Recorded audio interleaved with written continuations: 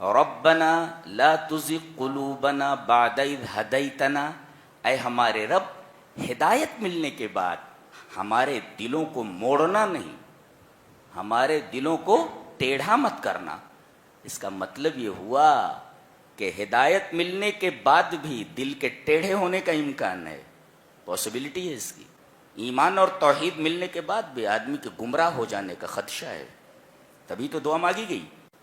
باہر نکل کر کے دیکھو، تراویح چل رہی ہے، قرآن سنایا جا رہا ہے، قرآن کی باتیں بتائی جا رہی ہیں، کپڑے خرید رہے ہیں لوگ، چائے پی رہے ہیں بیٹھ کر کے۔ ایک اعلیٰ چیز کو چھوڑ کر کے ایک حقیر چیز کو لینا، یہ انسان کی دناءت اور اس کی خست اور اس کی کم ظرفی اور اس کے انتہائی نیچ ہونے کی دلیل ہے۔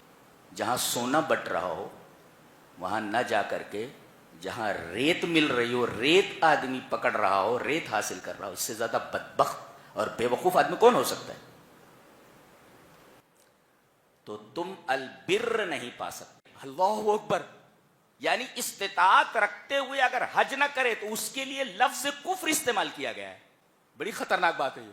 ومن کفارا، جو کفر کرے، خوب پیسے بنائے ہوئے ہیں، رمضان آتا ہے دامن میں نیکیاں بھرنے کے لیے، پوری قوم پیٹ بھرنے میں لگی ہوئی ہے، اس قوم کا کیا ہوگا؟ رمضان آیا ہے کہ اپنے دامنوں کو، اپنے دامن میں نیکیاں بھر لو، کھانے سے پیٹ بھر رہے، رات بھر چلتا رہتا ہے، رات بھر کھاتے رہتے۔ یہ پیٹ ہے تیرا کہ جہنم ہے؟ کم سے کم رمضان میں بخش دے ذرا کھانے کو، کھانے کے اوپر رحم کر ذرا بھائی، کھانے کے اوپر رحم کر۔ یا ایھا الذین آمنوا اتقوا اللہ حق تقاتہ، اس طرح اللہ کا تقوی اختیار کرو جیسا کہ تقوی اختیار کرنے کا حق ہے۔ یہ تقوی اختیار کرنے کا حق ہے کیا مطلب؟ کہیں اللہ کا قانون اور تمہاری خواہش ٹکرا جائے تو تم اللہ کے قانون کو ایکسپٹ کر کے اپنی خواہش کو برطرف کر دو۔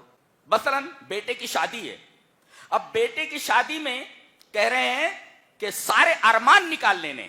ارے بھائی، بیٹے کی شادی میں تمام ارمان نکالنے کے چکر میں کتاب و سنت کے کتنے قوانین پامال ہو رہے ہیں، کبھی سوچا؟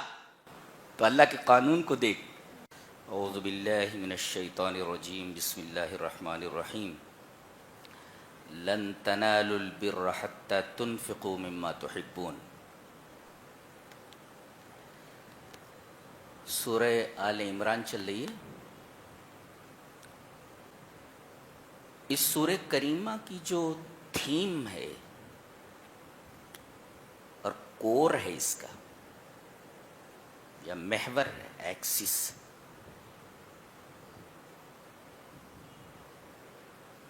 وہ یہ ہے کہ ایمان اور جس کی چوٹی توحید ہے، جس سے زیادہ گرا مایا، جس سے زیادہ قیمتی کوئی شے نہیں ہو سکتی، اس ایمان اور توحید کو مسلمانوں کی زندگی سے نکالنے کے لیے ہمیشہ مخالفین کی طرف سے دو طریقے اپنائے گئے ہیں، ایک شبہات کے اور ایک شہوات کے۔ آج دنیا میں پورا زور اس بات پر صرف کیا جا رہا ہے کہ لوگوں کے ذہنوں میں یہ بات بٹھا دی جائے کہ کوئی خدا نہیں، منمانی زندگی گزارو، اور بلینس آف بلینس روپیز اس کے اوپر خرچ کیے جا رہے ہیں، صرف درمیان سے اللہ اور اس کے رسول کو ہٹانے کے لیے اور منمانی زندگی گزارنے کے لیے۔ تو ایک تو حربہ ہے شبہات کا، شبہ پیدا کر دو، آدمی کنفیوزڈ ہو جائے، یہ ہے شبہ۔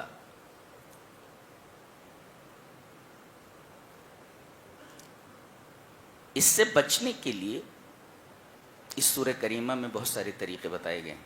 ایک طریقہ یہ ہے دعا کا، دعا کا طریقہ۔ دعا کا مطلب یہ ہے کہ بندہ اللہ سے جڑا ہوا ہے، کہ بھئی دعا کرنے کا مطلب یہ ہے کہ آپ مانگ رہے ہیں نا اللہ سے، آپ ہیں اور اللہ ہے، تو گویا کہ بندہ اللہ سے جڑا ہوا ہے، اور دعا مانے پکارنا، تو بندہ اللہ سے جڑا ہوا ہے۔ آپ دیکھیں کہ شروع ہوئی میں ایک دعا بتائی گئی ہے، اور راسخین فی العلم کی۔ یہ راسخین فی العلم کون ہیں؟ من ہم الراسخون فی العلم؟ کہتے ہیں راسخون فی العلم کہتے ہیں ہم اہل الیقین الذی لا استراب لہم۔ اہل الیقین ہیں کون؟ یہ راسخون فی العلم، اور انہیں اسلام کے اصولوں پر اس قدر اعتماد ہے، بھروسہ ہے کہ ان کے دل ڈگمگاتے نہیں ہیں، کتنے بھی شبہات ڈالو، ان کو کہتے راسخون فی العلم۔ الراسخون فی العلم ہم اہل الیقین الثابت لا استراب لہم۔ جو کنفیوز نہ ہو انہیں راسخون فی العلم کہا جاتا ہے۔ وہ دعا کرتے ہیں کیا؟ ربنا لا تزغ قلوبنا بعد اذ ہدیتنا، اے ہمارے رب ہدایت ملنے کے بعد ہمارے دلوں کو موڑنا نہیں، ہمارے دلوں کو ٹیڑھا مت کرنا۔ اس کا مطلب یہ ہوا کہ ہدایت ملنے کے بعد بھی دل کے ٹیڑھے ہونے کا امکان ہے، پاسبلٹی ہے اس کی۔ ایمان اور توحید ملنے کے بعد بھی آدمی کے گمراہ ہو جانے کا خدشہ ہے، تبھی تو دعا مانگی گئی۔ ربنا لا تزغ قلوبنا بعد اذ ہدیتنا، اے ہمارے رب ہدایت دینے کے بعد ہمارے دلوں کو ٹیڑھا مت کرنا۔ یہ پہلی دعا ہے جو سورہ آل عمران کے شروع میں ہے، پہلی دعا۔ اور آگے چل کر کے تھوڑی ہی دور میں ایک دوسری دعا ہے، وہ متقین کی دعا ہے۔ کیا دعا ہے؟ دیکھتے ہیں۔ الذین یقولون ربنا اننا آمنا، اس دعا کے بعد ہے، لا تزغ قلوبنا کے بعد کیا ہے؟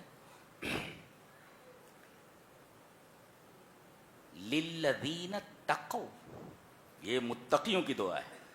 وہاں راسخون فی العلم کا حوالہ دیا گیا، یہاں متقیوں کی دعا بتائی جا رہی۔ کیا؟ الذین یقولون ربنا اننا آمنا، اے ہمارے رب ہم ایمان لے آئے، فاغفر لنا ذنوبنا وقنا عذاب النار، تو ہمارے گناہوں کو بخش دے اور ہمیں جہنم سے نجات دے دے۔ یہ دعا ہے۔ تیسری دعا امرات عمران کی ہے، حضرت مریم کی والدہ کا ہے۔ انہوں نے نذر مانی تھی کہ میرے رب جو بچہ میرے پیٹ میں ہے میں تیرے گھر کی نذر کرنا چاہتی ہوں، تیرے گھر کا خادم بنانا چاہتی ہوں۔ ہوئی لڑکی، دعا کر رہی ہیں فتقبل منی، میرے رب اس لڑکی ہی کو اپنی راہ میں قبول فرما لے۔ یہ دعا ہے کن کی؟ مریم کی والدہ کی۔ یہاں وہ دعا نقل کی گئی ہے، فتقبل منی، میرے رب اب یہ لڑکی ہے، اس لڑکی کو تو اپنی راہ میں قبول فرما۔ اللہ تبارک تعالیٰ نے ارشاد فرمایا فتقبلها ربها بقبول حسن، قبول حسن سے نوازا گیا ان کو۔ نیت اچھی ہو تو چھوٹی چیز بھی اللہ کی نگاہ میں بڑی ہو جاتی ہے، کتنی بڑی بات ہے۔ لڑکی کو اللہ نے قبول فرمایا اپنے راستے میں۔ یہ دعا فرما رہی ہیں، کہہ رہی ہیں رب انی نذرت لک ما فی بطنی محررا فتقبل منی، میری بیٹی کو قبول فرما، میرے بچے کو قبول فرما۔ آگے حضرت زکریا کی دعا ہے، جی کیا دعا ہے؟ دعا یہ ہے ہنالک دعا زکریا ربہ، یہاں زکریا نے اپنے رب سے دعا کی، قال رب ہب لی من لدنک ذریۃ طیبۃ انک سمیع الدعاء، میرے رب پاک اولاد عطا فرما، نالائق اولاد نہیں، نالائق نہیں، بچے عطا کر تو نیک بچے، پاک بچے عطا فرما۔ جی جی۔ اور جہاں یہ سورہ آل عمران ختم ہو رہی ہے وہاں اولو الالباب کی دعا ہے، दिमाग वालों की। और 5 मरतबा रब्बना है, और 5 मरतबा रब्बना के बाद डायरेक्ट अल्लाह ने फरमाया फस्तजाब लहुम, तुमने रब्बना रब्बना कह करके 5 बार मुझे पुकारा, तुम्हारी दुआ कबूल कर ली गई। तो पढ़ो जहां ये सूरह करीमा खत्म हो रही है, तो समझ में आया? हाँ। और बीच में उन जियालों की दुआ है जो दुश्मन के मुकाबले में खड़े हो गए और उन्होंने दुआ की, उनकी दुआ देखो। ये वो जियाले हैं जो एलाए कलिमतुल्लाह के लिए बातिल के मुकाबले में खड़े हो गए चट्टान बन करके। दे दुआउल उमम साबिका, उमम साबिका के पिछली कौमों के वो जियाले जो दुश्मनों के सामने एलाए कलिमतुल्लाह के लिए खड़े हो गए, दुआ कर रहे हैं। वमा काना कौलहुम इल्ला अन कालू रब्बना इग़फिर लना दुनूबना व इसराफना फी अमरिना वसब्बित अक़दामना वंसुरना अलल कौमिल काफिरीन। ऐ हमारे रब, हम इनके सामने खड़े हुए हैं तो हमारे कदमों को जमा दे। तो पूरी सूरह करीमा ये बता रही है कि दुआ से कभी भी गाफिल ना हो, दुआ से कभी भी गाफिल ना हो। इसलिए कि तमाम इबादत में सबसे ज्यादा अहम और अल्लाह से सबसे ज्यादा करीब करने वाली चीज अगर कोई है तो वो दुआ है। सबसे बड़ी इबादत है। अगर किसी इबादत से दुआ को निकाल दिया जाए तो इबादत कहां है? वो नमाज देखो, अज अव्वल ता आखिर दुआ ही दुआ है। दुआ ही दुआ है। किसी भी इबादत से अगर दुआ को निकाल दिया जाए वो इबादत नहीं रह जाती। जी जी जी। तो शुरू से आखिर तक दुआ मांगने का हुक्म दिया गया है, जिक्र किया गया है। ये एक थीम है इस सूरह करीमा की। अब आइए शुरू करते हैं। यहां से फरमाया गया लन तनालुल बिर्रा हत्ता तुनफिकू मिम्मा तुहिब्बून। उसका जो मतलब लिया जाता है वो मतलब तो है, एक मतलब और बता रहा हूं, एक मतलब और बता रहा हूं।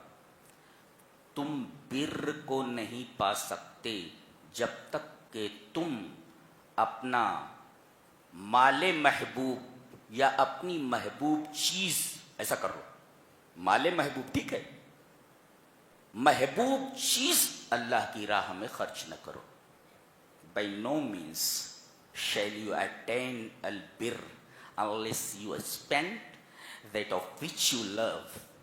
जो चीज आपको बहुत ज्यादा महबूब है, जब तक आप अल्लाह की राह में खर्च नहीं करते आप अल-बिर्र नहीं पा सकते।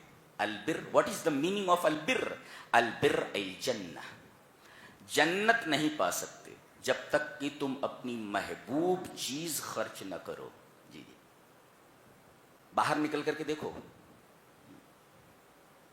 बाहर निकल करके देखो, तरावी चल रही है, कुरान सुनाया जा रहा है, कुरान की बातें बताई जा रही हैं, कपड़े खरीद रहे हैं लोग, चाय पी रहे हैं बैठ करके। एक आला चीज को छोड़ करके एक हकीर चीज को लेना, ये इंसान की दनाअत और उसकी खिस्सत और उसकी कमजरफी और उसके इंतहाई नीच होने की दलील है। ऐसे लोगों का जहां सोना बट रहा हो वहां न जा करके जहां रेत मिल रही हो, रेत आदमी पकड़ रहा हो, रेत हासिल कर रहा हो, इससे ज्यादा बदबख्त और बेवकूफ आदमी कौन हो सकता है? तो तुम अलबिर्र नहीं पा सकते। अलबिर्र का मतलब कहते हैं, अलबिर्र किसे कहते हैं? जामिउल ले उजूहिल खैर, भलाई की जितनी शक्लें हो सकती उन सब की जामे है अलबिर। यानी ये लफ्ज ऐसा है कि अलबिर आपने कहा तो इसमें भलाई की सारी शक्लें आ गई, भलाई की सारी शक्लें आ गई। और अब यह कहा जाएगा कि इन तमाम भलाइयों का सवाब तुम उस वक्त तक नहीं पा सकते। सवाबुल बिर, तमाम भलाइयों का सवाब नहीं पा सकते جب تک کہ تم اپنا مال محبوب اللہ کی راہ میں خرچ نہ کرو. مال محبوب کر لو تو یہاں مال کا تذکرہ نہیں, مال ہے مفہوم اس کا. ابو طلحہ انصاری ایک صحابی ہیں, ان کا ایک باغ تھا بیروحا, بالکل مسجد نبی کے سامنے تھا جی. انہوں نے کہا کہ اللہ کے رسول, یہ آیت کریمہ اتری ہے, میرا ایک باغ ہے بیروحا. نبی کریم صلی اللہ علیہ وسلم فرمایا میں جانتا ہوں. کہا کہ اللہ کے رسول میں اس مال محبوب کو اللہ کی راہ میں دینا چاہتا ہوں. اتنا قیمتی باغ تھا, نبی کریم صلی اللہ علیہ وسلم نے تعجب سے فرمایا مال رابح, مال رابح, یہ تو نفع بخش مال ہے, نفع بخش مال ہے. کہا کہ اللہ کے رسول وہ مال مجھے, وہ باغ مجھے بہت زیادہ محبوب ہے, اور میں اپنی اس محبوب چیز کو اللہ کی راہ میں دینا چاہتا ہوں. اللہ کے رسول صلی اللہ علیہ وسلم نے ان کے رشتہ داروں میں, اقربا اور اعزا میں باغ کی آمدنی کو تقسیم کر دیا. اس کا ایک معنی اور بھی ہے, اپنی محبوب چیز جب تک تم اللہ کی راہ میں خرچ, اور انسان کا سب سے محبوب اگر کہا جائے کہ سب سے محبوب کام اور سب سے محبوب چیز اگر کوئی ہے تو وہ وقت ہے. میرے پاس وقت نہیں ہے, چلیں میرے پاس وقت نہیں ہے, اور یقیناً وقت بہت قیمتی ہے, تو اس کے اندر یہ وقت بھی شامل ہے.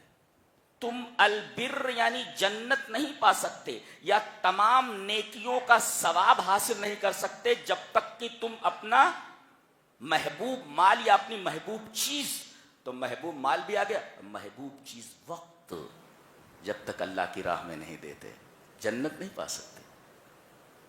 تو اپنا زیادہ تر وقت اللہ کی راہ میں لگاؤ جی, یہ بتایا گیا. اور اللہ فرما رہا ہے وَمَا تُنْفِقُوا مِنْ شَيْءٍ فَإِنَّ اللَّهَ بِهِ عَلِيمٌ. جو وقت تم اللہ کو دے رہے ہو, جو مال اللہ کی راہ میں دے رہے ہو, ہمیں اس کا علم ہے. کیا بات ہے, اللہ فرما رہے ہمیں اس کا علم ہے. تم کیا میرے راستے میں دے رہے ہو اس کا مجھے علم ہے.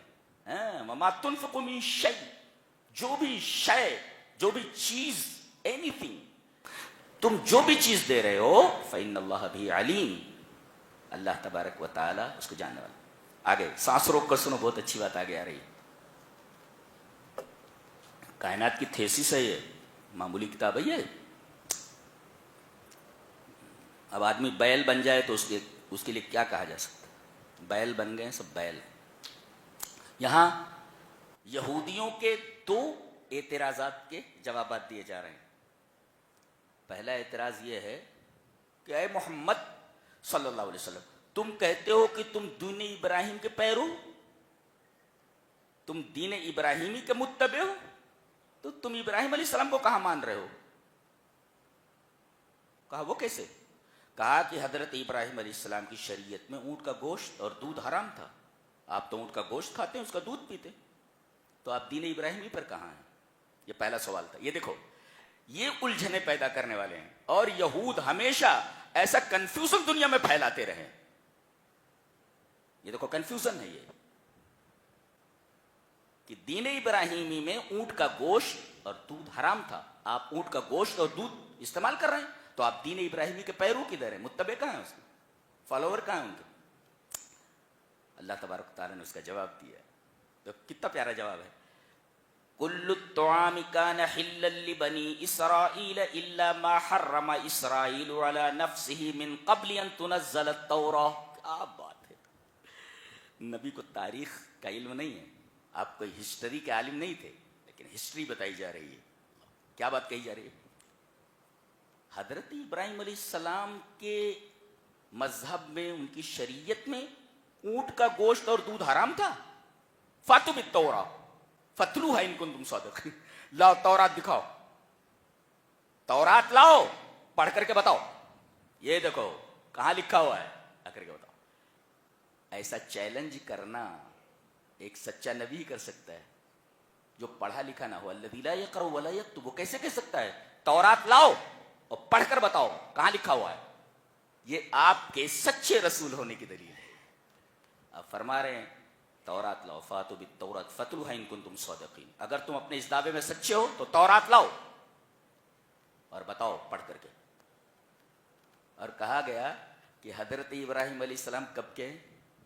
حضرت ابراہیم علیہ السلام کے ایک بیٹے حضرت ہاجرہ سے ہیں، یہ حضرت اسماعیل، اور ایک بیٹے اسحاق ہیں جن کے بیٹے یعقوب ہیں. یعقوب کا لقب اسرائیل، اسرائیل، اور ان کی جو اولاد ہے ان کو بنی اسرائیل کہا جاتا ہے. جی. تو حضرت یعقوب علیہ السلام جو پوتے ہیں حضرت ابراہیم کے، ان سے پہلے اور ابراہیم کی شریعت میں، یعنی حضرت یعقوب سے پہلے تورات نازل ہی نہیں ہوئی تھی. یہ تو کہ تاریخ بتائی جا رہی ہے. حضرت یعقوب سے پہلے تورات نازل ہی نہیں ہوئی تھی، وہ تو موسیٰ پر نازل ہوئی جو بہت بعد میں آئے. تو یہ تاریخی غلطی تمہاری ہے، ہماری نہیں. تورات یہ موسیٰ پر اتری ہے جو بہت بعد میں ہیں حضرت یعقوب اور حضرت ابراہیم کے. من قبل ان تنزل التوراۃ، تورات کے اترنے سے پہلے، تورات کے اترنے سے پہلے حضرت اسرائیل نے اپنے اوپر اونٹ کا گوشت اور دودھ حرام کر لیا تھا. وہ کیسے ہوا؟ ابراہیم علیہ السلام کی شریعت میں تو اونٹ کا گوشت اور دودھ حلال تھا. یہ جو ہیں آپ کے پوتے حضرت یعقوب، ان کو عرق النساء کی بیماری ہو گئی تھی. انہوں نے نظر مانی کہ اے اللہ اگر اس بیماری سے مجھے شفا ملتی ہے تو میں اونٹ کا گوشت اور دودھ چھوڑ دوں گا. اور ابن عباس نے فرمایا کہ ان کو جو بیماری ہوئی تھی، ڈاکٹروں نے یہ کہا، اطباء نے یہ کہا کہ آپ اونٹ کا گوشت اور دودھ چھوڑ دیں. لہذا حضرت یعقوب علیہ السلام نے اس بیماری کی وجہ سے، یا تو نظر کے سبب سے یا پھر اطباء کے کہنے کی وجہ سے، آپ نے اونٹ کا گوشت اور دودھ چھوڑ دیا تھا. اور ان کی اتباع میں ان کے بیٹوں نے بھی اونٹ کا گوشت اور دودھ چھوڑ دیا. یہ باپ نے چھوڑ دیا، ہم بھی چھوڑ دیتے. حرام نہیں تھا. لہذا ایک نقطہ یہ ملا کہ اگر کسی بیماری یا کسی سبب کی وجہ سے کوئی آدمی کوئی حلال چیز چھوڑ دے، نہ استعمال کرے، تو کر سکتا ہے، اس پر کوئی گناہ نہیں، کوئی گناہ نہیں. یہ اس سے مسئلہ معلوم ہوا. تو پہلے سوال کا جواب یہ ہوا جی کہ غلطی تمہاری ہے، رسول کی نہیں. فاتو بالتوراۃ، نقلی دلیل لاؤ. تو نقلی دلیل دی گئی فاتو بالتوراۃ، تورات میں نہیں ہے. اچھا، من قبل ان تنزل التوراۃ، یہ تاریخی شہادت ہے. گویا کہ دلیل میں دلیل عقلی پیش کی گئی، دلیل نقلی پیش کی گئی اور دلیل تاریخی پیش کی گئی. دو دلائل دی گئی. اس کے بعد دوسرا کنفیوژن پیش کر رہے ہیں. کہتے ہیں کہ تمام نبیوں کا قبلہ، جتنے بھی انبیاء اور رسول آئے، سب کا قبلہ بیت المقدس تھا. یہ تم نے خانہ کعبہ کو قبلہ کیسے بنا لیا؟ جب تمام انبیاء اور رسول کا قبلہ بیت المقدس ہے تو آپ نے اس کی طرف منہ نہ کر کے آپ خانہ کعبہ کی طرف منہ کر کے نماز پڑھ رہے ہیں. تو یہ صحیح نہیں ہے، یہ غلط ہے. یہ تمام انبیاء سے الگ ہیں آپ. اگر آپ نبی ہوتے تو آپ انبیاء کی صف میں ہوتے اور آپ کا قبلہ بھی بیت المقدس ہوتا. اس کا جواب دیا جا رہا ہے جواب. ان اول بیت اودی للناس للذی ببکۃ مبارکا وہدی للعالمین. کیا بات ہے، غور سے سنو. دیکھو اللہ ارشاد فرما رہا ہے، بتاؤ سب سے پہلا گھر، دیکھو اولیت الزمان، تاریخ میں پہلا ہونا، زمانے کے اعتبار سے پہلا ہونا. ان اول بیت، سب سے پہلا گھر، اوزع للناس، جو لوگوں کے لیے خالص اللہ کی عبادت کے لیے بنایا گیا تھا، وہ مکہ میں ہے، جس کا پرانا نام بکہ ہے. اللہ، ایک نقطہ بتاؤں، ذہن میں بٹھا کے جاؤ. قرآن حکیم میں جتنی بستیوں کا ذکر ہے، بہت ساری بستیوں کا ذکر کرنے کے بعد اللہ نے اس کی طرف ظلم کو منسوب کیا ہے. وَكَمْ أَهْلَكْنَا مِنْ قَرْيَةٍ أَهْلَكْنَاهَا وَهِيَ ظَالِمَةٌ، بہت ساری بستیوں کو ہم نے ہلاک کر دیا اس لیے کہ بستیاں ظالم تھیں. قریہ بستی ظالم. واحد قریہ ہے یہ مکہ، جس کے بارے میں اللہ تبارک و تعالی نے پورے قرآن حکیم میں کہیں بھی ظلم کو منسوب نہیں کیا ہے، احتراماً و تعظیماً و اکراماً لہذا البیت. اس گھر کچھ سمجھ میں آ رہا ہے؟ جی جی. تو اس گھر کی تعظیم اور اس کے اکرام کے لیے اللہ تبارک و تعالی نے مکہ کی بستی کی طرف ظلم کو منسوب نہیں کیا ہے. جی کتنی عظیم بات ہے یہ. تو سب سے پہلا گھر جو اللہ کی عبادت کے لیے زمین پر بنایا گیا وہ خانہ کعبہ ہے. لہذا اولیت الزمان، زمانے کی اولیت ثابت ہوئی. تو جب سب سے پہلا گھر وہ ہے تو اسی کی طرف منہ کر کے نماز پڑھی جائے، وہی زیادہ مستحق ہے.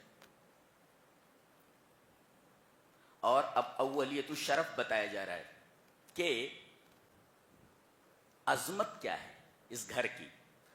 زمانے کے اعتبار سے دیکھا جائے تو پہلا گھر ہے جو اللہ کی عبادت کے لیے بنایا گیا، لہذا جو پہلے ہے اسی کی طرف منہ کر کے نماز پڑھا جائے. اچھا، اور پھر اولیت الشرف بتایا گیا. غور سے دیکھو، سب سے پہلے تو یہ مبارک ہے. جی یہ گھر مبارک کیسے؟ تضاعف الحسنات، ایک وقت کی نماز 1,00,000، ایک نماز 1,00,000 نمازوں کے برابر ہے. تضاعف الحسنات، نیکیاں بڑھ گئی، عبادتوں کا ثواب بڑھ گیا. مبارک کہتے ہیں کثرت الخیر و دوامہ، زیادہ سے زیادہ بھلائی اور اس کا ہمیشہ رہنا، برکت. تو ایک تو مبارک ہے یہ کہ اس میں ایک نماز کا ثواب 1,00,000 نمازوں کے برابر ہے. اچھا، اور برکت کیا ہے؟ برکت یہ ہے کہ وہ جو پانی ہے آب زمزم، وہ پیاس بھی بجھاتا ہے اور بھوک بھی مٹاتا ہے. یہ دنیا کا واحد پانی ہے. برکت نہیں ہے؟ ارے جو پیاس کو بھی مٹا دے اور بھوک کو بھی مٹا. ابو ذر غفاری مکہ آئے تھے اور وہ کسی سے ملتے التے نہیں تھے، ڈرے ہوئے تھے کہ موقع ملا تو نبی سے ملاقات کروں گا. اب کھانا جو توشہ لائے تھے وہ تو ختم ہو گیا 2-1 دن کے اندر. کہہ رہے ہیں وہی پانی پی پی کر میں زندہ رہا ہوں، اس لیے کہ آب زمزم ایک طرف تو پیاس کو بجھاتا ہے اور دوسری طرف یہ بھوک کو مٹاتا ہے. یعنی اس پانی کے اندر غذائیت بھی ہے. جی مبارک ہے، برکت والا ہے. جی، اور دوسری صفت اس کی وَهُدًى لِّلْعَالَمِينَ، اے ہے یہ پہلا گھر ہے جو حضرت خلیل اللہ نے، ابراہیم نے خالص توحید کے لیے، صرف اللہ کی عبادت کے لیے بنایا تھا. اور سب سے بڑی ہدایت توحید ہے. جی گویا کہ جب آدمی خانہ کعبہ کو دیکھے تو اسے توحید یاد آئے کہ توحید کے لیے حضرت خلیل اللہ نے یہ گھر بنایا تھا اور توحید کے لیے کتنی تکلیفیں اٹھائی ہیں میاں بیوی نے اور بیٹے نے. جی ایک تو یہ، اور دوسرے اس کے ذہن میں آنا چاہیے کہ حضرت خلیل اللہ کتنے تابع دار تھے اللہ تبارک و تعالیٰ کے. بیٹے کے قربان کرنے پر راضی ہو گئے. تو ایک طرف تو یہ گھر توحید کی طرف ہدایت دیتا ہے کہ اس گھر کو دیکھ کر کے توحید یاد آتی ہے کہ خالص اللہ کی توحید کے لیے یہ گھر بنایا گیا. اور دوسرے یہدی الی الطاعہ، یہ ہدایت دیتا ہے تابعداری کی طرف کہ حضرت ابراہیم علیہ السلام جو اس گھر کے بنانے والے ہیں وہ اللہ کے کتنے بڑے تابعدار تھے، اللہ سے کتنی محبت کرنے والے. اس طرح یہ ہدی للعالمین، عالمین سے مراد جن اور انس کے لیے ہدایت. تیسرے فیہ آیات بینات، یہاں کھلی نشانیاں ہیں. ایک نشانی تو آب زمزم ہے، زمزم کا کنواں. ارے 25-30 لاکھ آدمی ہر سال جاتے ہیں، اگر تالاب ہو تو سوکھ جائے، ندی ہو تو سوکھ جائے، وہ پانی کم نہیں ہو رہا ہے. بتائیے آس پاس کہیں سمندر نہیں ہے، آس پاس کہیں ندی نہیں ہے، وہی ایک کنواں ہے. اور دنیا کے تمام پانیوں سے سب سے زیادہ برکت والا، سب سے زیادہ عجیب یہی پانی ہے. اور ختم ہونے کو نہیں جانتا، ہی ختم نہیں ہوتا. ہی عمرہ والے الگ سے جاتے ہیں، وہی پانی پیتے ہیں. جی تو ایک تو یہ واضح دلیل ہے، واضح نشان. اور دوسرے یہاں ایک پتھر رکھا ہوا ہے جہاں سے طواف شروع ہوتا ہے اور وہیں پر آ کر کے ایک چکر، ایک شوط پورا ہوتا ہے. یہ جنتی پتھر ہے، یہ بھی آیت بینہ ہے. ایک واضح نشانی ہے. تو فی آیات بینات، اور ان واضح نشانات میں سے نشانیوں ایک ہے مقام ابراہیم، حضرت ابراہیم علیہ السلام کے کھڑے ہونے کی جگہ. بتایا جاتا ہے کہ جس پتھر کے اوپر کھڑے ہو کر کے آپ کعبہ کی دیواریں بنا رہے تھے اور حضرت اسماعیل علیہ السلام ان کو پتھر پکڑا رہے تھے، تو جس پتھر کے اوپر حضرت ابراہیم کے قدم مبارک پڑے اس پتھر کے اوپر قدم کا نشان بنا ہوا ہے. یہ مقام ابراہیم، ابراہیم علیہ السلام کے کھڑے ہونے کی جگہ. اور آگے ومن دخلہ کان آمنا، جو حدود حرم میں داخل ہو جائے اسے امان ہے. یہاں تک کہ اگر قاتل بھی گھومتا رہے حدود حرم میں تو اس کو قتل نہیں کیا جائے گا جب تک کہ حدود حرم سے باہر نہ آئے. اللہ اکبر. ومن دخلہ کان آمنا، جی جو اس میں داخل ہو جائے وہ امان پا گیا. آگے بتایا گیا وَلِلَّهِ عَلَى النَّاسِ حِجُّ الْبَيْتِ مَنِ اسْتَطَاعَ إِلَيْهِ سَبِيلًا، جس کے پاس استطاعت ہو راستے کی اس کے اوپر زندگی میں ایک بار حج فرض ہے. اسی وجہ سے حدیث حسن ہے، صحیح حدیث ہے، حدیث حسن ہے. اللہ کے رسول صلی اللہ علیہ وسلم نے ارشاد فرمایا تعجلوا إلى الحج فإن أحدكم لا يدري ما يعرض له، جلدی سے حج کر ڈالو. تعجلوا إلى الحج، جلدی سے حج کر ڈالو، اس لیے کہ آدمی کو پتا نہیں کہ کون سی مشکل اس کے اوپر آ پڑے، صحت خراب ہو جائے، مال چھن جائے. تو حج جلدی سے کر ڈالو، اس لیے کہ آدمی کو پتا نہیں ہے کہ کون سی مصیبت اس کے اوپر آن پڑے، لہذا حج کرنے میں جلدی کرو. تعجلوا الى الحج فإن أحدكم لا يدري ما يعرض له، اس کے اوپر کیا تکلیف آ سکتی ہے، لہذا حج کرنے میں جلدی کرو. اچھا، اللہ نے ارشاد فرمایا کہ جس کے پاس استطاعت ہو، استطاعت میں تین چیزیں ہیں، توشہ ہو یعنی خرچ، اور خرچ کے ساتھ ساتھ راستہ پرامن ہو، اور تیسرے صحت اچھی ہو. یہ تین چیزیں، صحت اچھی ہو، راستہ محفوظ ہو، اور تیسرے پیسہ ہو اس کے پاس، ذات ہو. یہ تین چیزیں سبیل میں آتی ہیں، راستے میں.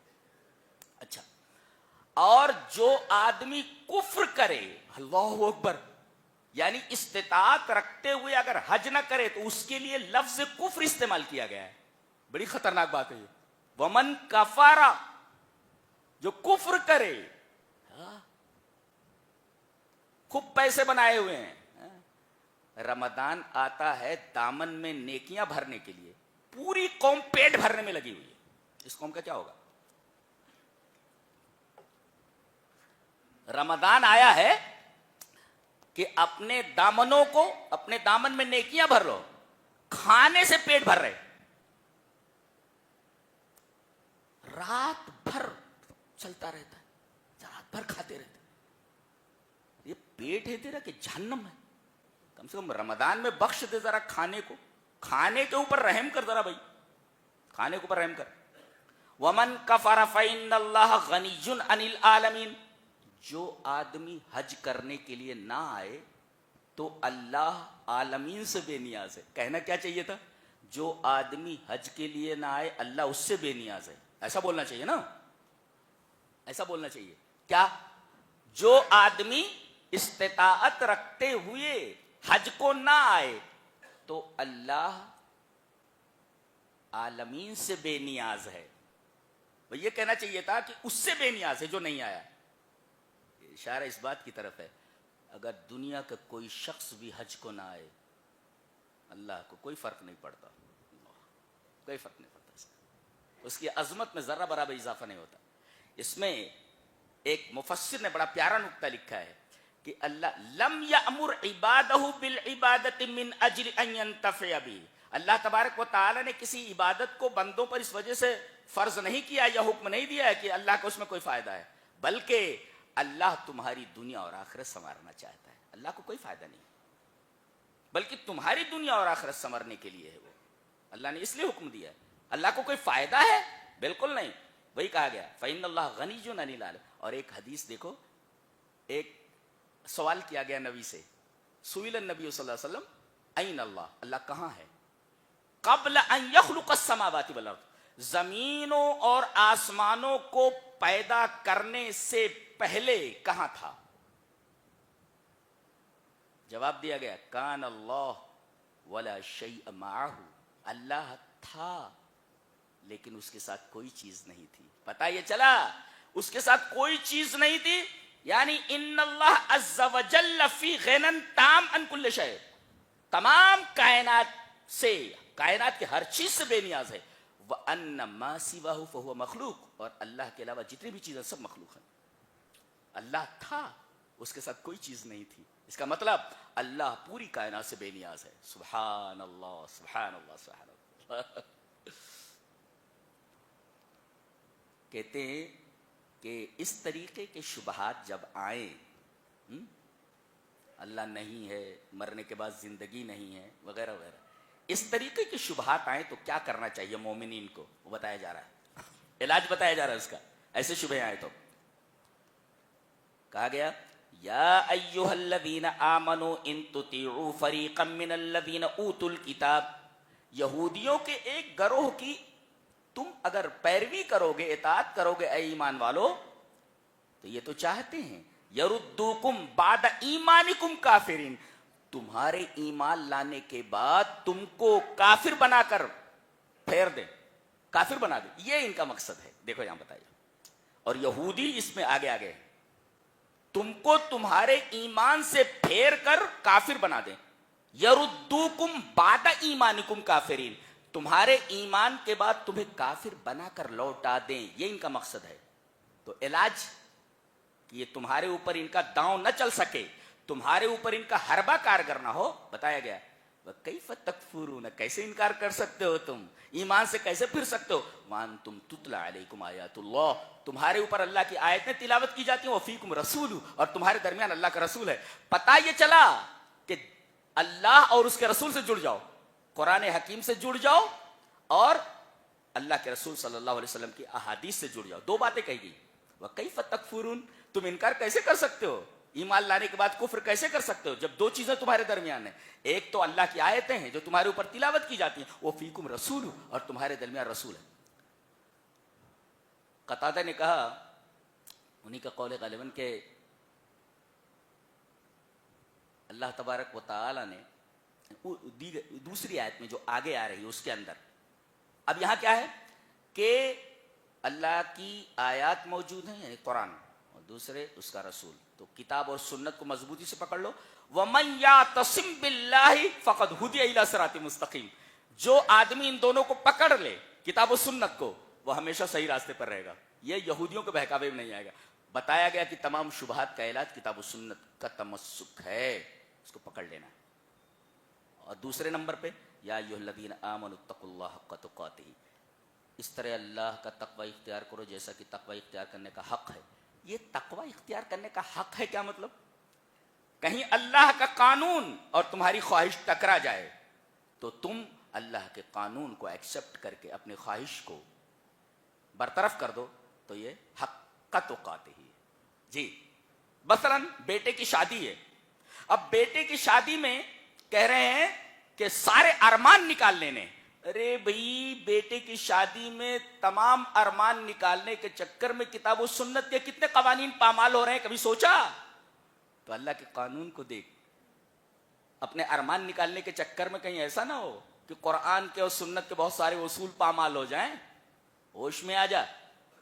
یہ ہے حق تقاتہ. حق تقاتہ کا مطلب اللہ سے ڈر جیسا کہ ڈرنے کا حق ہے, اللہ کا تقوی اختیار کر جیسا کہ تقوی اختیار کرنے کا حق ہے. تو تقوی اختیار کرنے کا حق کیا ہے؟ یہی کہ جب تمہاری خواہش اور اللہ کا قانون دونوں متعارض ہوں, دونوں ٹکرائیں, تو اپنی خواہش کو فرو کرو, خواہش کو نیچے کرو, اور اللہ کے قانون کو اوپر کرو. اس کو کہتے ہیں اتقوا اللہ حق تقاتہ.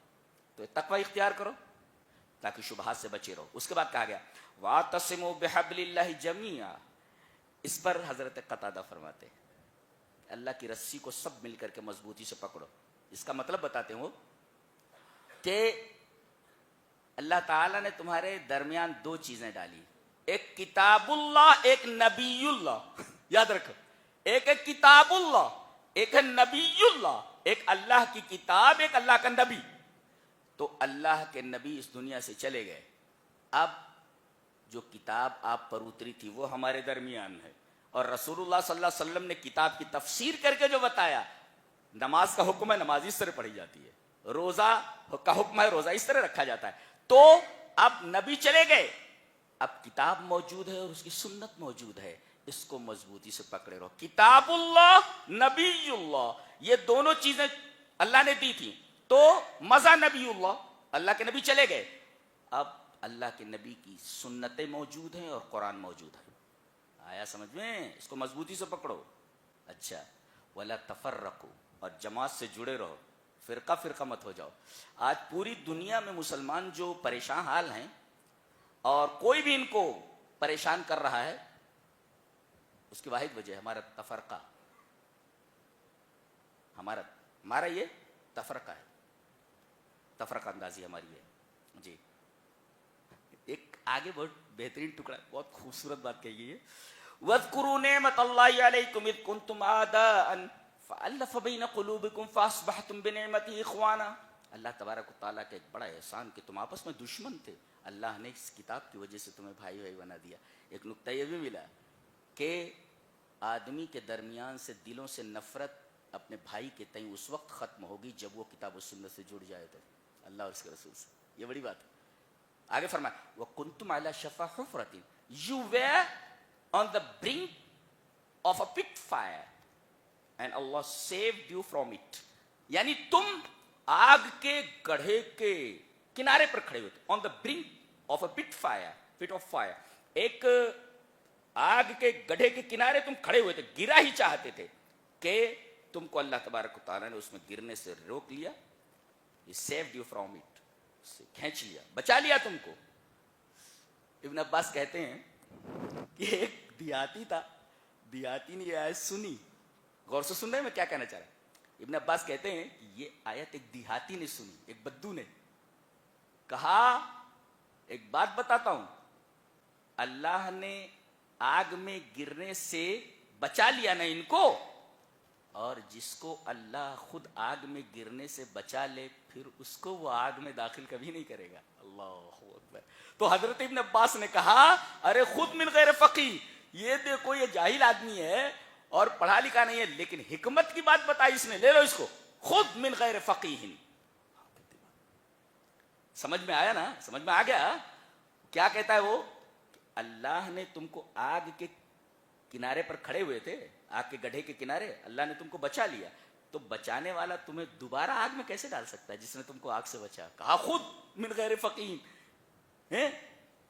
ایک ان پڑھ آدمی, ایک جو جاہل آدمی ہے, وہ اتنی بڑی بات کہہ رہا ہے, پکڑ لو اس کو, لے لو اس بات کو.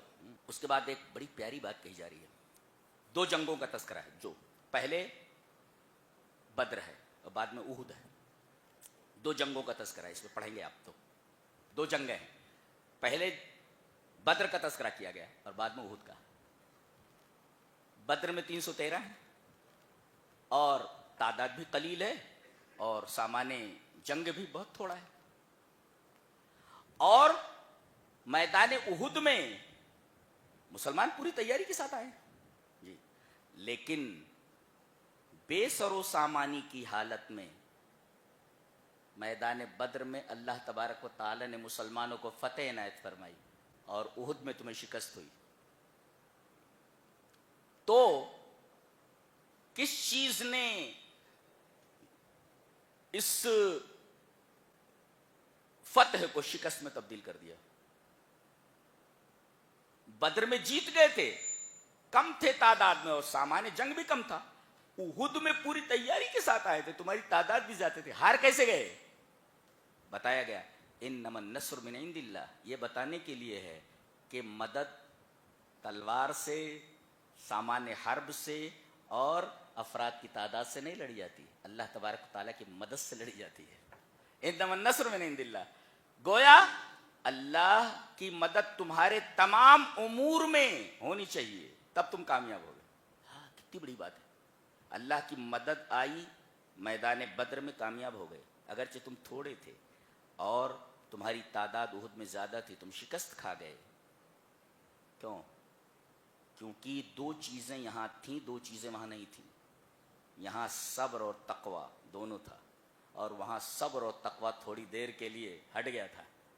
نبی نے کہا تھا جبل عینین سے اترنا نہیں, صحابہ کرام اتر گئے چند کے علاوہ. یہ دیکھو صبر نہیں رہا, مال غنیمت کو دیکھا لوٹ رہے, الغنیمہ الغنیمہ, آ گئے سب.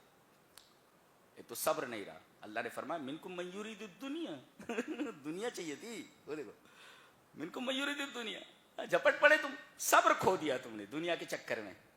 اور دوسرے نبی نے کہا تھا ہٹنا نہیں، تم ہٹ کیسے گئی؟ یہ تو نبی کریم صلی اللہ علیہ وسلم کی نافرمانی ہے.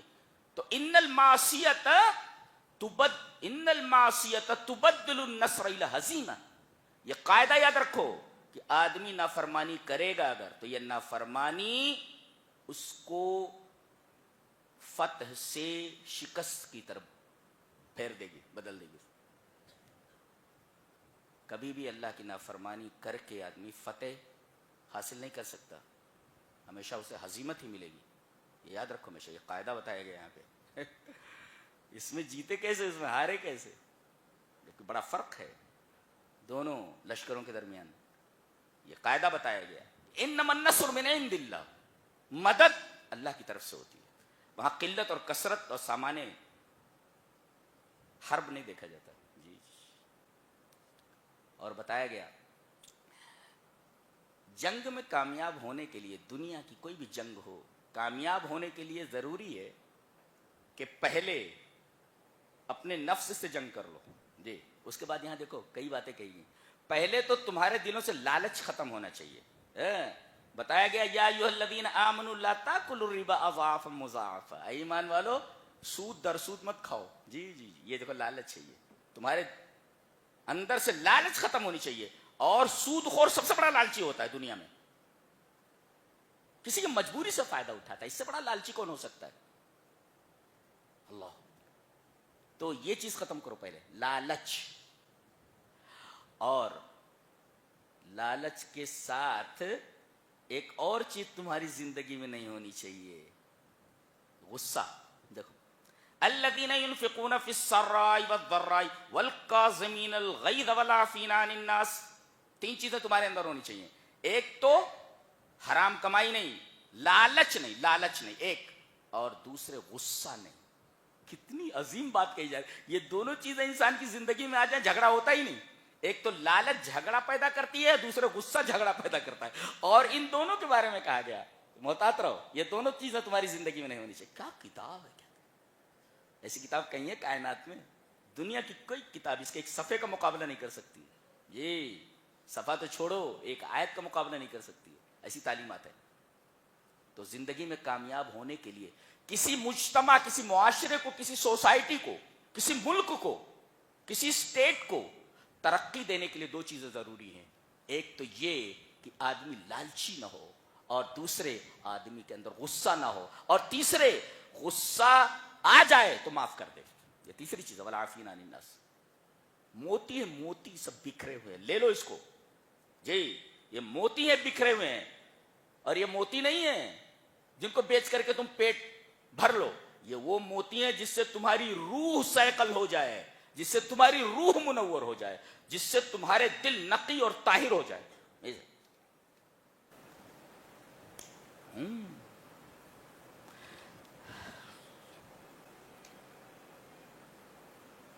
تو یہ 2 جنگوں کا تذکرہ تھا، اور دونوں کے درمیان مقارنہ تھا، کمپیریزن تھا دونوں کے درمیان. جی جی. اب دیکھو کتنی عجیب بات کہی جا رہی ہے. آخر میں دعائیں ہیں، متوجہ ہیں؟ اولو الالباب کی دعا نقل کی جا رہی ہے. ان فی خلق السماوات والارض واختلاف اللیل والنہار لآیات لأولی الالباب الذین یذکرون اللہ قیاما وقعودا وعلی جنوبہم ویتفکرون فی خلق السماوات والارض ربنا ما خلقت هذا باطلا سبحانک فقنا. یہ کلام ہے، کیسا کلام ہے. بات ایسی ہوتی دیکھو، ایسی بات اس طرح بھی بات کرتا ہے. کیا انداز ہے، کیا اسلوب، کیا ٹیک ہے. پڑھتا ہوں. ان فی خلق السماوات والارض واختلاف اللیل والنہار لآیات لأولی الالباب الذین یذکرون اللہ قیاما وقعودا وعلی جنوبہم ویتفکرون فی خلق السماوات والارض ربنا ما خلقت هذا باطلا سبحانک فقنا عذاب النار ربنا انک من تدخل النار فقد اخزيته وما للظالمين من انصار ربنا اننا سمعنا مناديا ينادي للايمان ان امنوا بربكم فآمنا ربنا فاغفر لنا ذنوبنا وكفر عنا سيئاتنا وتوفنا مع الابرار ربنا وآتنا ما وعدتنا على رسلك ولا تخزنا يوم القيامة انك لا تخلف الميعاد. کتنے ربنا آئے؟ 5 times. 5 مرتبہ ربنا آئے آپ, اور 5 مرتبہ ربنا کہہ کر کے, اے ہمارے رب کہہ کر کے بندے نے مانگا, اللہ نے فرمایا فاستجاب لهم, ہم نے اس بندے کی دعا کو قبول کر لیا. سبحان اللہ. جب بندہ دعا کرتا ہے میرے رب میں بہت پریشان ہوں, میرے رب میں بہت تکلیف ہے, میرے رب زندگی بوجھ بن گئی, میرے سمجھ میں نہیں آتا کیا کروں, میرے رب کوئی راستہ بتا. راستہ کھل جاتا, راستہ کھل جاتا. دعا کو لازم پکڑو, واللہ کہتا ہوں.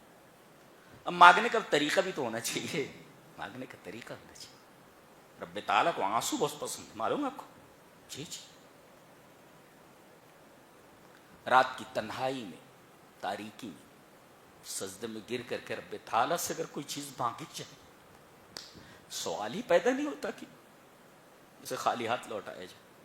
یہ دربار ایسا نہیں ہے خالی ہاتھ لوٹا دیا جائے, بندہ مانگے اور نہ ملے, ایسا ہوتا نہیں. 5 مرتبہ ربنا کہہ کر کے.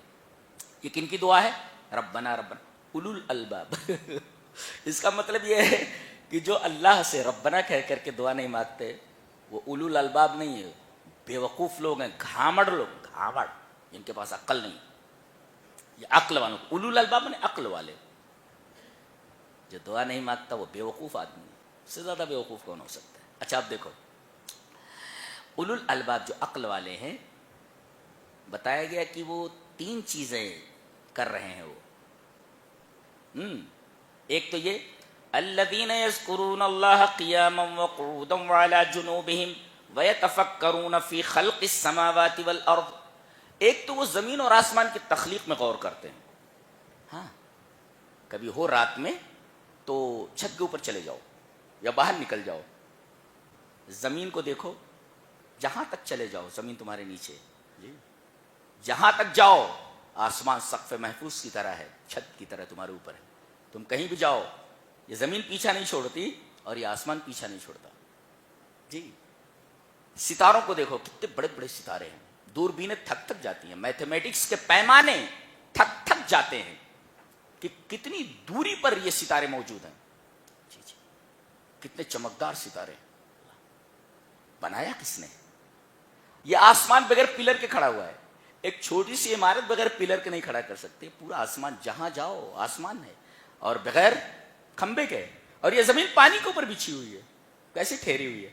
یہ ہے زمین اور آسمان کی تخلیق میں غور کرنا. الذین ویتفکرون فی خلق السماوات, زمینوں اور آسمانوں کی تخلیق میں غور کرتے ہیں.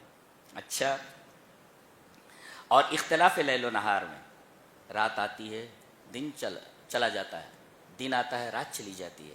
یہ اختلاف لیل و نہار جو ہے اس کی بہت ساری وجوہات ہے, دیکھا جائے تو سائنسی بھی اور دینی بھی. جی اس میں غور کرتے ہیں.